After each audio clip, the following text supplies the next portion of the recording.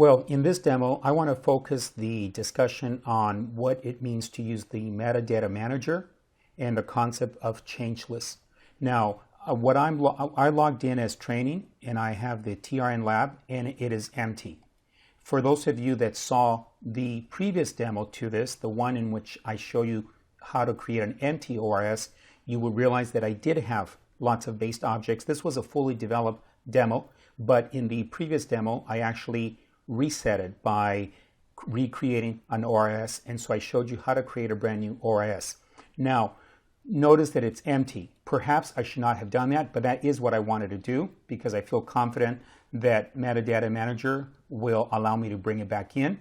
Now, in Metadata Manager, there's a separate reference book just to talk about this. In general, it's where you validate your metadata and also promote, which means incremental changes to the existing ORS, or import or export from an existing ORS. So the first thing I want to do is select my TRN lab and validate it. Remember that this is empty, and so it'll validate. It'll have some warnings because it's going to say that there are some tables that are in the physical database but not in the metadata, and that's true. I explained in other demos that the course writer has put our source data, the CRM and sales data, in the same ORS, which is a no-no, but for course it's okay for course purposes. So those are the warnings. Otherwise, I could not do an import or export if they had been fatal errors. So what I can do is promote or import. Now let's do a promote.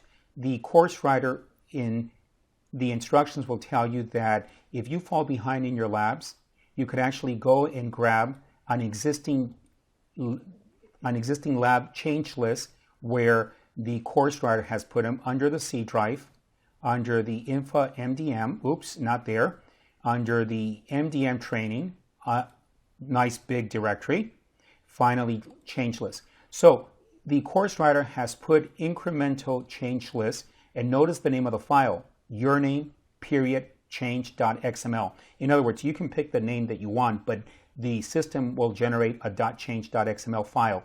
It is an XML file in it, and then you can actually grab whichever demo lab you are selected. And in this case, we said that we're going to apply these changes to it. Now, notice I'm not actually going to execute this because I just want a demo. So this is that XML file. That change list contains various objects, and if you wanted to, we can select the ORS, and only those would be imported. So if you do fall behind in your labs and you say, well, I don't understand lab 7, let me import it. This is the way to do it. Or if you completely have an issue, you would do as I did in the previous demo, create a brand new ORS and then bring in all the change lists. Now, I'm not going to do it this way because remember that in the previous demo, I exported before I actually reset my ORS. So I want to go ahead and import it. So I will click import. And in this case, I put mine under the temp directory, and here it is. So select it. And this is the complete change list with all my work. And then the target is my target ORS. And notice you can actually select what is it that you want. You can select everything or just as much as you want. You see the source systems, you see the repository settings. So you can select, in this case, I want everything. And notice on the right-hand side, you have an apply, you have a rename, expand the node, minimize it, so you can actually see what's in it. And if you're comfortable with this, we can actually now click the apply changes. So this is one way to do it. The other way would be to promote a change. So what I'm going to do is actually go ahead and apply and cross my fingers. If I have errors, then I'll just redo this from scratch. But here it goes. Now notice it says full rollback or rollback to last change. I want a full rollback. And validate data integrity. I'll say yes, but normally you can say no. Now notice that rollback. That's important because if something goes wrong, I want to roll back to the beginning. I have nothing, so I won't really lose too much.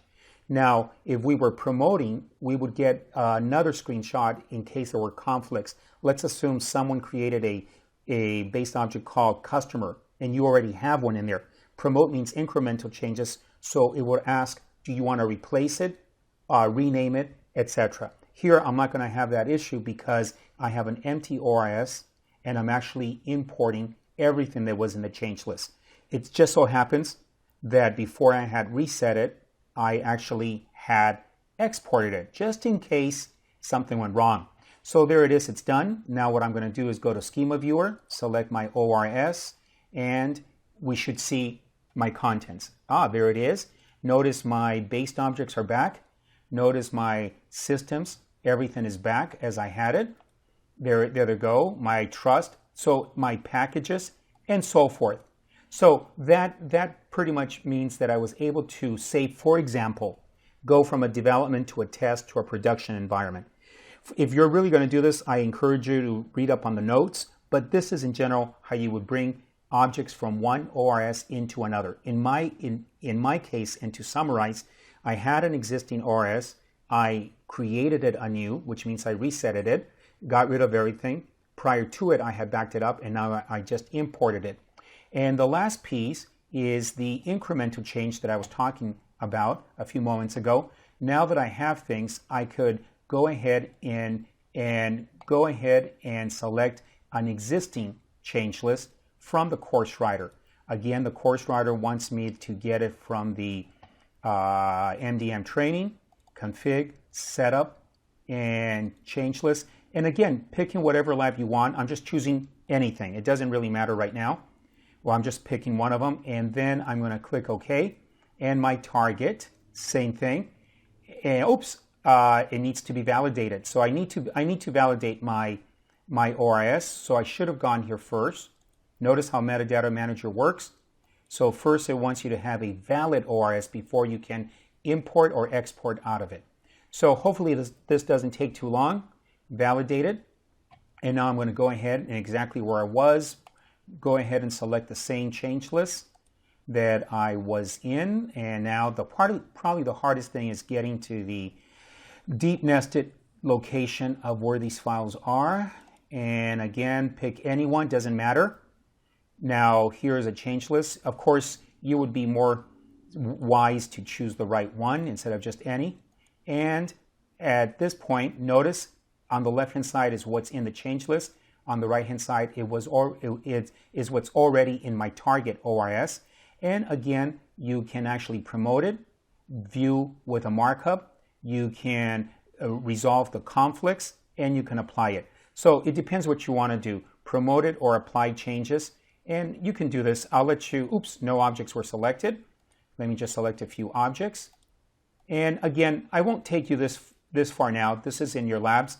But again, you can promote it or apply the changes. I don't want to do this. Why? Because I already have mine already exactly to where I want it. And also, you'll be doing this in the lab. So this concludes this demonstration, and thank you.